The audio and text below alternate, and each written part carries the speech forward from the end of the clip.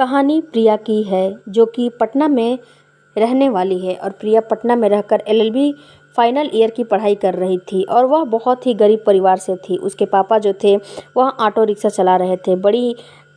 प्रिया जो है अपने परिवार में सबसे बड़ी थी, अपनी बहनों में सबसे बड़ी थी। इसीलिए प्रिया के पापा को लगता था कि उनकी लड़की अब बड़ी हो गई है, अब उसकी शादी कर देना चाहिए। प्रिया के पापा प्रिया के लिए एक लड़का देखने लग जाते हैं।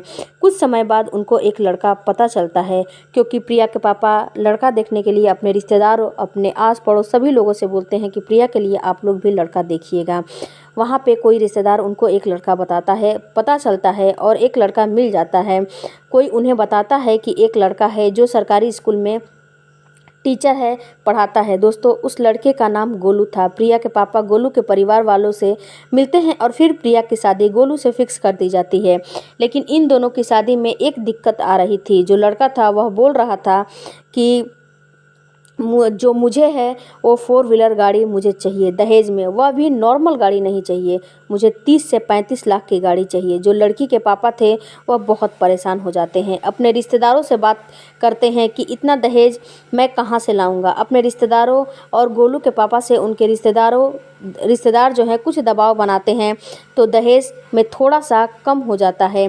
क्योंकि गोलू जो लड़की के पापा होते हैं प्रिया के, वो बोलते हैं कि मैंने लड़की को भी इतना पढ़ाया लिखाया है, लेकिन लड़का बोलता है कि मैं इतना ही महंगा गाड़ी लूँगा। प्रिया के पापा बोलते हैं कि देखो बेटा, मैं इतनी महंगी गाड़ी तुम्हें कहाँ से दे पाऊँगा, जितना हो सकेगा उतना मैं तुम्हें इंतज़ाम करने की कोशिश करूँगा और इतना महंगा गाड़ी देने की कोशिश करूँगा, लेकिन इतनी महंगी गाड़ी मैं तुम्हें नहीं दे पाऊँगा।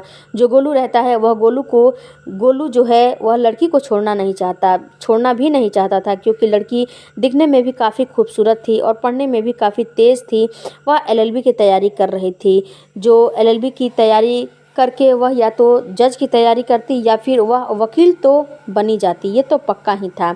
इसीलिए उसके परिवार वाले सोचते हैं कि लड़की पढ़ने में काफ़ी ज़्यादा अच्छी है और खूबसूरत भी है, तो चलो थोड़ा बहुत दहेज की बात है तो थोड़ा इधर उधर करके मैनेज करके किसी भी तरह इनकी शादी कर दी जाएगी।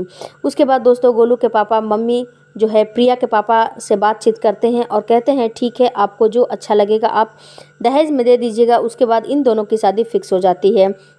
जब शादी फिक्स हो जाती है तो जो प्रिया के पापा होते हैं काफ़ी परेशान रहने लगते हैं, क्योंकि वह एक ऑटो रिक्शा जो है चलाने वाले थे। ऑटो रिक्शा चलाने वाले के पास इतना पैसा कहाँ से आएगा जो कि इतनी महंगी गाड़ी और दहेज का इतना सारा सामान देगा। लेकिन जो प्रिया के पापा थे वह ये सोच रहे थे कि प्रिया की शादी तो केवल एक ही बार तो करनी है। काफ़ी हिम्मत बनाकर उन्होंने एक बात सोची। उन्होंने सोचा कि लड़का सरकारी टीचर है और मेरी लड़की को काफ़ी खुश रखेगा, क्योंकि जो मेरी लड़की है उसको जो भी चीज़ें की डिमांड होगी, जो भी चीज़ उसको चाहिए होगा, वो लड़का ला कर देगा। और उसको एक बार दहेज देना है, उसके बाद शादी तो केवल एक ही बार करनी है ना। इसीलिए उन्होंने सोचा कि केवल एक ही बार शादी करनी है तो क्यों ना एक अच्छी सी शादी कर दी जाए, जो है बार बार की झंझट से जो है जान बचेगा। उन्होंने सोचा कि अपने जो गांव की छोटी सी ज़मीन थी जिस पर वह अनाज उगाया करते थे और उसी अनाज से अपनी परिवार की जो है घर गृहस्थी चलाया करते थे, उसी अनाज से इस ज़मीन को उन्होंने गिरवी रख दिया। रखने के बाद उससे जो उनको पैसा मिला उसी से उन्होंने गोलू को देने के लिए सारा दहेज का सामान खरीद के लाया। उसके बाद वह 10 लाख की 4 व्हीलर गाड़ी भी खरीद के लेकर आई। यह सारी चीज़ प्रिया देख रही थी और देखने के बाद प्रिया काफ़ी परेशान होने लगती है और अपने पापा पर गुस्सा करने लगती है, क्योंकि प्रिया जानती है कि मेरे पापा ऑटो रिक्शा चालक हैं, वह उनके पास इतना पैसा कहाँ से आएगा जो कि इतना सारा सामान उन्होंने खरीद कर लाया है। पापा से बोलती है कि पापा ऐसी शादी करने से क्या फ़ायदा, जो शादी से हम सारे लोग, मेरा परिवार बिखर जाए, हम लोग रोड पर आ जाएं, और ऐसे दहेज के लोभियों से आप शादी मेरा क्यों कर रहे हो। ना, यह शादी नहीं करो, नहीं मैं कर सकती, हमें कोई और दूसरा लड़का मिल जाएगा, वह लड़का मुझे कभी भी खुश नहीं रखेगा। लेकिन उसके जो पापा थे, पापा काफ़ी समझदार थे। उन्होंने बोला कि नहीं बेटा, जब एक बार लड़की की शादी होती है तो केवल एक ही बार होता है। शादी में तुम्हारे लिए अच्छा लड़का मैं ढूंढा हूँ और यह लड़का सरकारी टीचर है और अच्छा खासा पैसा कमाता है। थोड़ा दहेज ही लगेगा तो क्या हुआ, ज़िंदगी भर तुम तो अच्छे से सुकून से रहोगी ना। यहाँ पर प्रिया जो है चुप हो जाती है अपने पिताजी के सामने।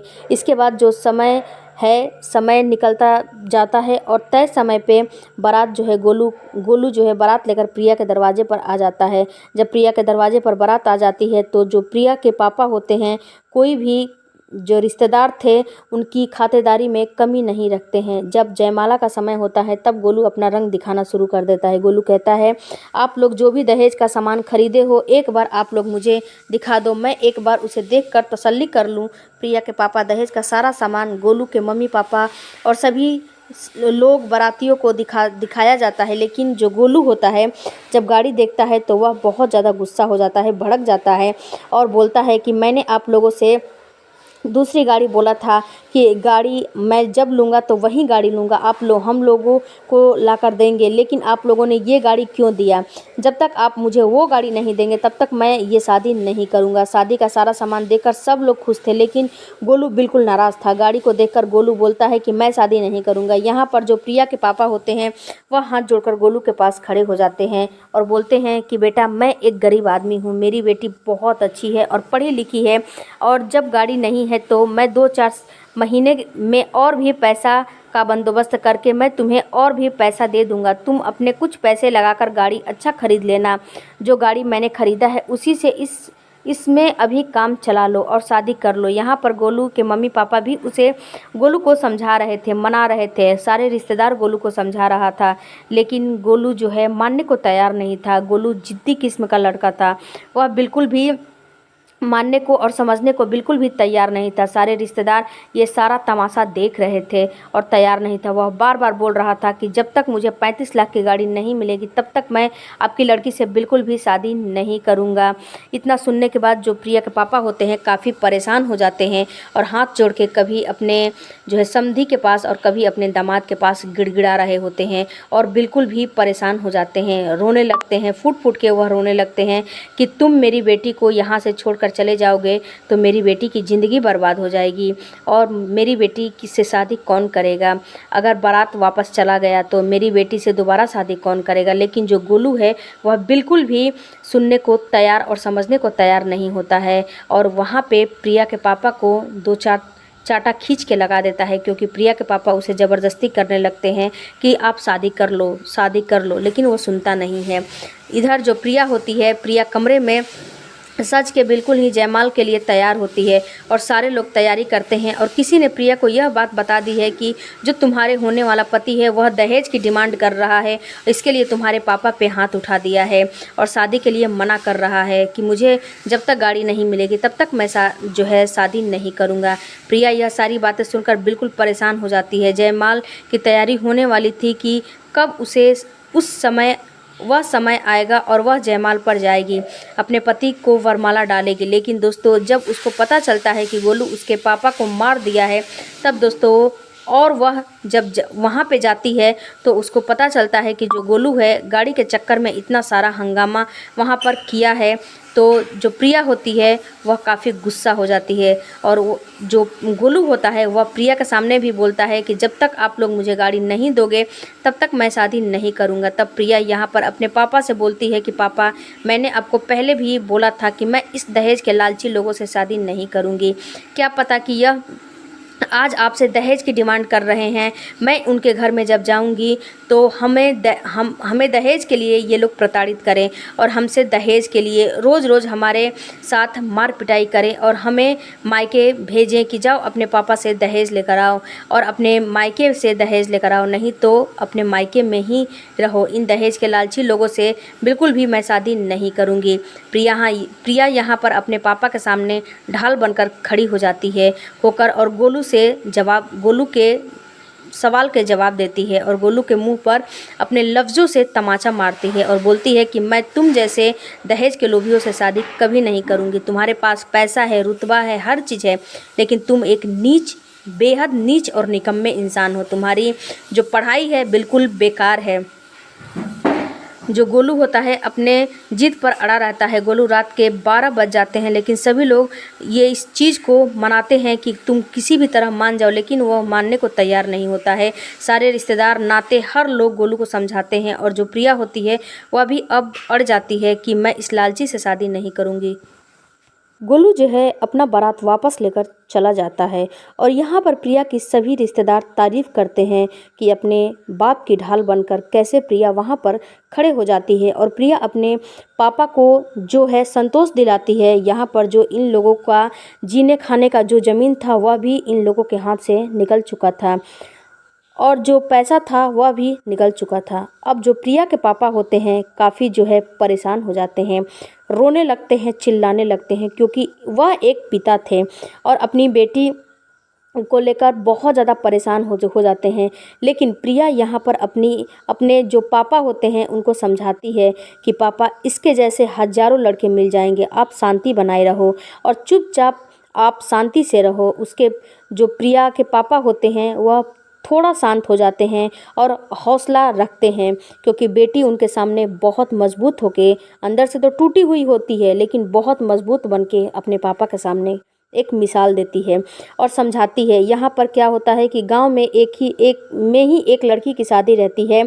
कम पैसों में ही प्रिया के पापा अपना सारा सामान उस लड़की के घर वालों को दे देते हैं और जो पैसा मिलता है उस पैसे से अपना ज़मीन को गिरवी जो रखे थे उसे छुड़ा लेते हैं और अपना जीवनचर्या अपने ज़मीन की सहायता से और रिक्शे की सहायता से चलाने लगते हैं। जैसे पहले चलता था वैसे चलने लगता है। इधर प्रिया पटना चली जाती है और अपनी एलएलबी की पढ़ाई की शुरुआत कर देती है।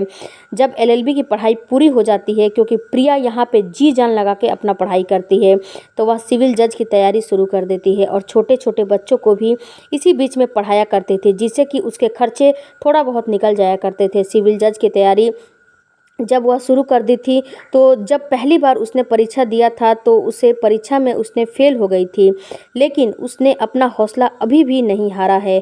फिर दोबारा दूसरी बार जो है परीक्षा देती है, लेकिन किस्मत इस बार भी उसका साथ नहीं देती है। कुछ नंबर से उसका सिलेक्शन नहीं हो पाता है। लेकिन जब तीसरी बार इसी परीक्षा को फिर से देती है, क्योंकि प्रिया एक ऐसी लड़की थी जो कि हिम्मत कभी हार नहीं मानती है, कभी भी हिम्मत नहीं हारती है और अपना काम लगातार करती रहती है। जब यह सिविल जज बन जाती है तो उसका जो परीक्षा है वह उसकी किस्मत साथ देती है और वह सिविल जज बन जाती है। जब यह सिविल जज बन जाती है तो इसकी आंखों से आंसू नहीं रुकते हैं, क्योंकि यह जो पिछली ज़िंदगी में इसके साथ जो भी घटनाएं क्रम थे उनको यह याद करने लगती है और रोने लगती है और सोचती है कि मेरी ज़िंदगी कितनी कठिन परिस्थितियों से आज गुजरी हुई है, आज मुझे थोड़ा सा खुशी मिला है।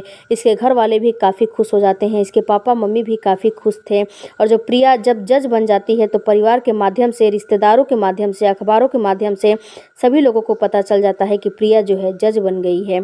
यहाँ पर जो गोलू होता है, गोलू के घर वालों को भी पता चल जाता है कि जिस लड़की से शादी होने वाली थी वह लड़की आज प्रिया जज बन गई है। जब गोलू के परिवार वालों को पता चलता है कि गोलू को पता चलता है तो सब लोग मन ही मन पछतावे की आग में जल रहे होते हैं कि काश उस लड़की से आज हम लोग शादी कर लेते।